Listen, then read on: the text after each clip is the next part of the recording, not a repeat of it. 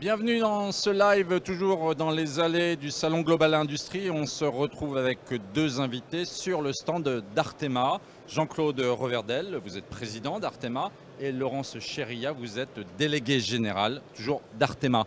Alors, on va peut-être commencer par dire ce qu'est Artema. Hein. C'est une organisation professionnelle des industriels de la mécatronique. Hein. Vous étiez avant nommé syndicat, depuis mardi dernier, vous êtes une organisation professionnelle. Alors, vous êtes partenaire de Global Industrie. Alors, présentez-moi un petit peu quand même Artema, parce que j'ai cru comprendre quand même, j'ai compris que vous étiez nombreux, 150 adhérents. Décrivez-moi un petit peu Artema. Alors, comme vous l'avez si bien souligné, nous sommes 150 adhérents. C'est 35 000 emplois en France et nous avons 4% d'apprentis. Nous réalisons un chiffre d'affaires de 8 milliards d'euros sur la France et une grande partie est produite sur le territoire national puisque nous avons plus d'une centaine d'entreprises qui produisent sur le territoire national. Les groupes professionnels qui sont représentés par Artema, c'est l'étanchéité, les fixations, les roulements et guidages linéaires, les transmissions automatisées pneumatiques, les transmissions hydrauliques et les transmissions mécaniques.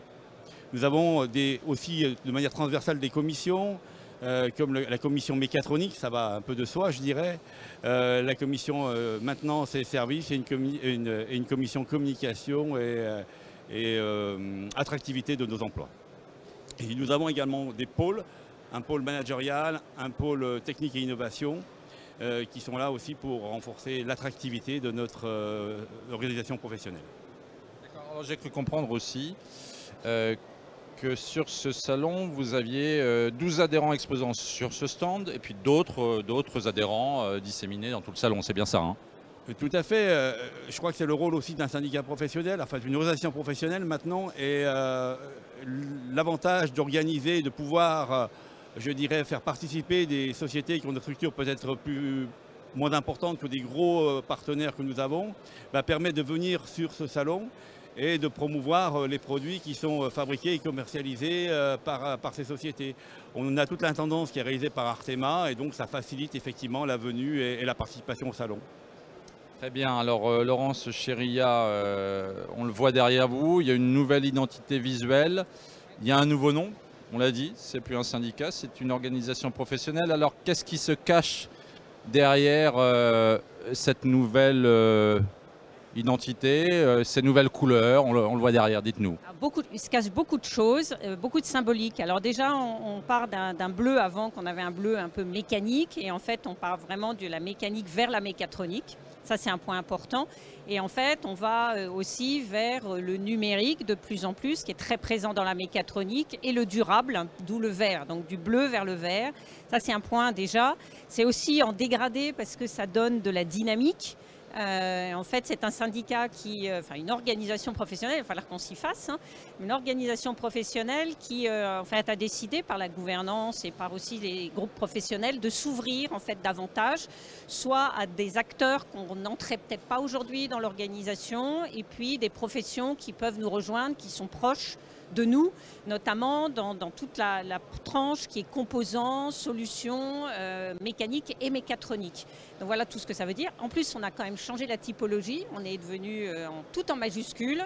Ça, c'est un souhait très important de Jean-Claude, qui affirme un peu plus l'identité en fait, d'Artema, qui veut sortir aussi, être un petit peu plus représentatif de nos professions qui sont au cœur en fait, de l'industrie. Il n'y a pas de machine, il n'y a pas de transport, il n'y a rien sans en fait, les composants et les systèmes mécaniques et mécatroniques aujourd'hui. Donc voilà, nouvelle couleur, modernisation évidemment d'un logo qui datait d'il y a 15 ans. Aujourd'hui, on a acquis une maturité, on va dire, il y a des volontés d'ouverture, on est dans un monde de plus en plus numérique, ce qui est le cas des industriels qui mettent de l'intelligence en fait, dans leurs produits. Donc voilà, c'est ce qu'on a voulu montrer, la modernisation. Alors, on n'a que de l'unanimité sur le nouveau logo qu'effectivement on a dévoilé. C'était l'occasion à Global Industrie, parce qu'on ne voulait pas le dévoiler avant. Les adhérents l'ont connu avant, mais ils ont plébiscité. Et donc voilà, on le dévoile aujourd'hui avec cette dynamique nouvelle pour un monde durable. D'accord, alors... La réindustrialisation et des usines, Jean-Claude l'a dit, on a plus de 100 usines d'adhérents en France, donc ce qui est beaucoup. Hein. 60% des effectifs sont dans la production. Donc on est vraiment déjà très implanté en France, très industriel en France, avec des petites usines et des grosses usines. Mais bon, voilà, on est armé, mais il faut poursuivre, je pense. Alors on va poursuivre justement puisqu'Artema passe au vert. Hein, j'aime beaucoup ce titre, je le mets beaucoup dans mes articles. Et on va parler de réindustrialisation, j'appelle ça industrialisation le retour, on le disait tout à l'heure. Elle sera verte ou elle ne sera pas, c'est ça l'idée, c'est l'économie responsable. Qu'est-ce que c'est exactement? On va vers quoi?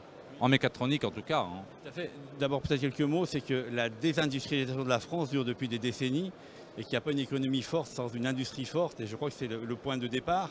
Ce qu'on vient de vivre aussi ces derniers mois ou années avec la crise sanitaire et également la guerre entre la Russie et l'Ukraine a montré aussi la dépendance de la France et de l'Europe vis-à-vis des importations, je dirais, mondiales, aussi bien sur le plan des matières premières, le plan des composants et surtout des composants électroniques.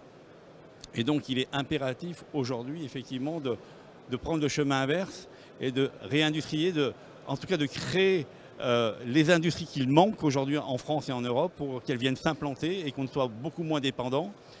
Je pourrais aussi souligner le problème de logistique mondiale. Donc il faut absolument qu'on devienne des économies plus continentales et moins mondiales, je pense en tout cas.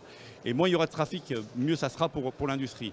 Après, la réindustrialisation elle doit être raisonnée, c'est-à-dire qu'il y a plusieurs chapitres. Il faut rester compétitif, parce qu'on ne peut pas ramener des industries en France si demain on n'est pas compétitif. Donc ça passe, je crois, par quatre piliers. Le premier pilier, effectivement, c'est la technologie. On parle beaucoup de la technologie 4.0, la robotisation, l'automatisation, etc., pour être vraiment compétitif. Ensuite, il y a la partie sociétale et environnementale, l'intégration de l'usine dans les territoires, dans la société, la frugalité au niveau des matières premières, les économies d'énergie.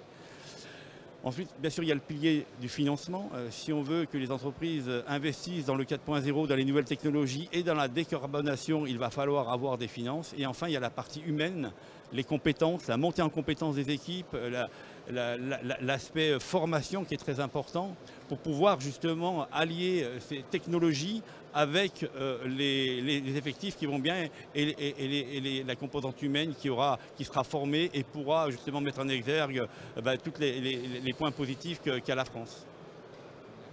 Alors justement, vous avez parlé de manque.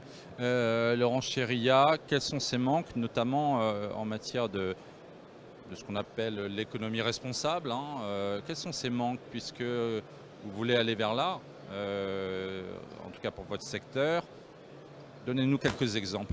Alors, en fait, on ne part pas du tout de zéro. En fait, on est dans des professions au sein d'Artema qui ont quand même énormément d'usines en France, que ce soit des ateliers petits ou des gros sites. En fait, on a toute taille.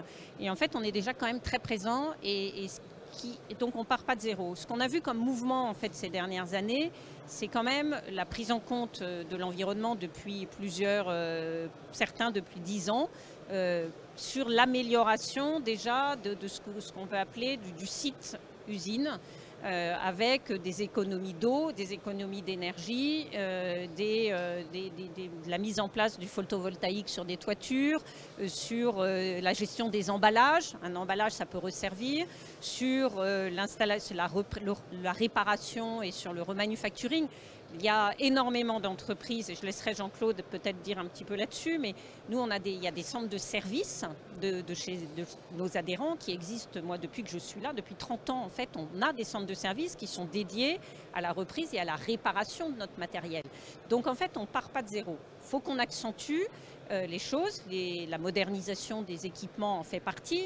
La mécatronique permet en fait des économies sur le sujet, permet de la gestion en fait, notamment sur l'efficacité énergétique. On peut apporter l'énergie quand il faut et pas davantage. Donc en fait, on est au cœur de ça. Et puis la conception mécatronique par nature, c'est une éco-conception. Parce qu'en fait, dans un seul produit, la conception mécatronique, c'est tout en un. C'est-à-dire, on prend la mécanique, on prend l'électronique ou une autre, ou on prend de l'hydraulique, ou on prend de la pneumatique ou de l'électrique. En fait, c'est mieux.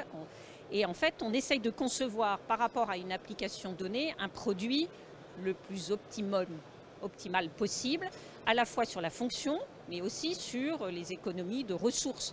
Donc à la fois sur les matières, donc comment on peut arriver à mettre moins de produits, moins de pièces, donc avoir moins de métaux, essayer de les trouver dans le plus près possible. Donc on a déjà cette partie-là. Et puis il y a un point qui est très important, qui se développe beaucoup et sur lequel on travaille, qui est la maintenance, parce que la mécatronique permet en fait la maintenance à distance. Et donc, je vois l'exemple, le Covid a accéléré fantastiquement les choses, mais quand on ne peut pas aller se déplacer et qu'on a du matériel au fin fond d'une mine au Chili, là, il fallait trouver des moyens. Et donc la maintenance à distance, avec l'utilisation des lunettes connectées, des tablettes, etc., qui permettent de guider le technicien sur le site industriel pour qu'il puisse réparer sans qu'on soit là, c'est un plus. Ça évite les voyages forcément lointains et inutiles. Donc voilà, il y a plein de cela. Donc il faut qu'on accélère.